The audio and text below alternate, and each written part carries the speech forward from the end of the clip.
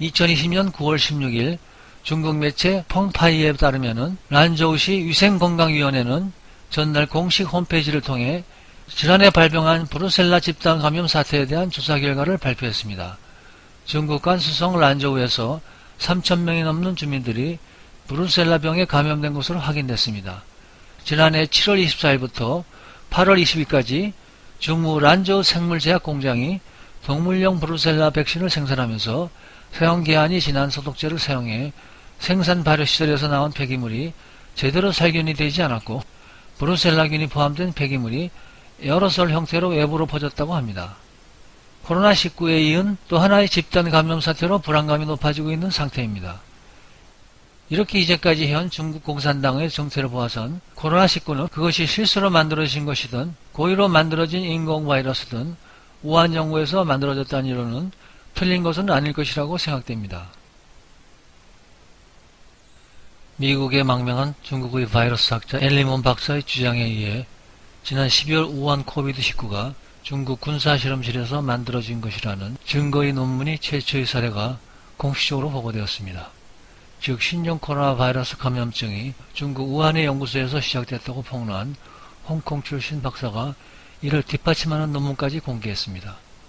연 박사는 지난 10일 영국 ITV 방송이 진행하는 토크쇼 루스 위민 화상 인터뷰에서 코로나가 중국 우한의 연구소에서 나왔으며 이를 주장하는 과학적인 근거를 조만간 공개하겠다고 말한 바 있습니다. 그녀의 연구팀은 전 세계를 휩쓸고 있는 전염병이 자연적인 것이 아니라는 이론을 설명하는 26페이지 분량의 문서를 발표했습니다. 옌과 그의 팀은 제너도의 이에 대한 연구 결과를 자연 진화보다는 정교한 실험실 변형을 암시하는 사스코비2 게놈의 비정상적 특징 및 예상되는 합성 경로의 설명이라는 제목의 보고서를 발표했습니다. 이 텍스트는 중국 과학자 수강, 지구안 및 샨창후가 공동 저술했으며 중국 건물 구엔구이가 설립한 조직인 뉴욕의 법조조직회 및 법치재단의 감독하에 출판되었습니다. 이 요약의 보고서는 사스코비2의 게놈 서열은 유종공학을 거쳤을 가능성이 높으며 이를 통해 항상된 독성 및 감염성을 가진 바이러스가 인간을 표적으로 삼는 능력을 얻었을 것이라고 말합니다. 이 보고서는 또한 신종 코로나 바이러스가 중국 인민해방군의 박쥐에서 이미 확인된 자연 발생 코로나 바이러스를 이용해 만들어졌다고 주장합니다. 이 연구는 옌과 그의 팀이 코비드19가 실험실 기반 바이러스임을 입증한 세 줄의 증거를 제시했습니다. 첫 번째는 코비드19는 2003년 사스 전염병과 닮았다는 것입니다. 사스코비2의 게놈 서열은 제3군 의과대학의 군사실험실과 난징 사령부의 의학연구소에서 발견된 박쥐 코로나 바이러스와 유사하다는 것입니다. 두 번째 증거는 바이러스의 숙주 특이성을 결정하는 사스코비2의 스파이크 단백질의 수용체결합 모티브는 2003년의 사스코비2와 비슷하다고 합니다. 이런 게놈의 증거는 의심스러운 방법으로 스파이크 단백질 내 수용체 결합 모티브가 유전적으로 조작되었음을 시사합니다. 세 번째 발견은 사스코비2는 스파이크 단백질 내 고유한 퓨린 절단 부위를 포함하고 있었으며 이는 바이러스 감염과 세포 진화성을 크게 향상시키는 것으로 알려져 있습니다. 그러나 이 특정 종류의 코로나 바이러스의 절단 부위는 자연 상태에서는 전혀 존재하지 않는 것이라는 겁니다. 또한 이 추가 서열과 관련된 희귀 코도는 이 퓨린 절단 부위가 자연 진화 산화물이 아니고 단순한 연속 계대 또는 다중 계대에 의해 기술에 의해 인위적으로 사스코비2의 게놈에 삽입된 것이라는 강력한 가능성을 시사한다고 합니다.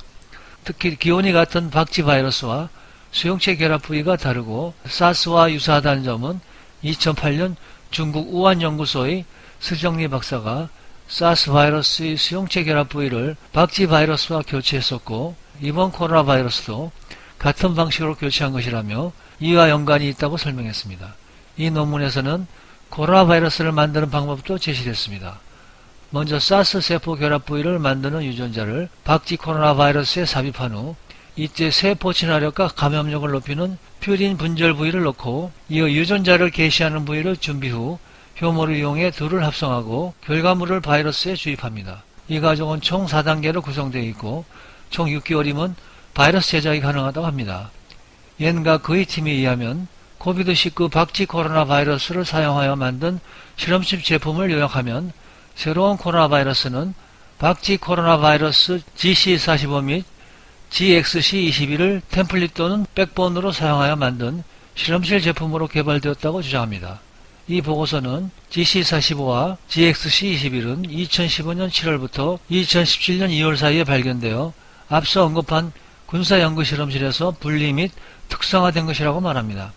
이 보고서는 여러 출판물들과 함께 정치적 압력에 굴복하여 자연기원 이론과 다른 결과는 발표하지 않았다고 말했습니다. 자연기원 이론을 뒷받침하는 기존 과학 출판물은 이전에 발견된 박쥐 코로나 바이러스인 사스코비2와 96% 뉴클리오타이드 세열이 동일한 라트 G13에 의해 크게 의존하여 발견되었다고 보고서는 말합니다. 그러나 일부 유전공학자들은 위와 같은 내용이 중국의 인위적 코로나 제작을 증명하기에는 부족하다는 지적이 있었습니다. 첫 번째로 유전자 세열이 95% 일치하는 것은 애초에 같은 코로나 계열 바이러스끼리 별다른 높은 수치도 아니라는 것입니다. 이 경우에 완벽한 예시는 아니지만 이해를 도울 만한 예시는 인간과 침팬지 유전자 역시 98.8% 일치하지만 침팬지에서 인간이 갈라져 나온 것은 아니라는 것입니다. 즉 유전자 유사성이 실제 연관성을 입증하기에는 부족하다는 의미입니다. 둘째로 인류에게 바이러스 수준의 초미세물질의 유전자를 이런 정도로 조작할 능력이 있느냐 하는 것 또한 관건입니다. 애초에 증거로 제시된 연관 논문들 역시 바이러스를 합성해낸 것이 아닌 실험실에서 인위적인 환경을 설정하고 단순한 면역반응 테스트를 진행한 것이라는 겁니다.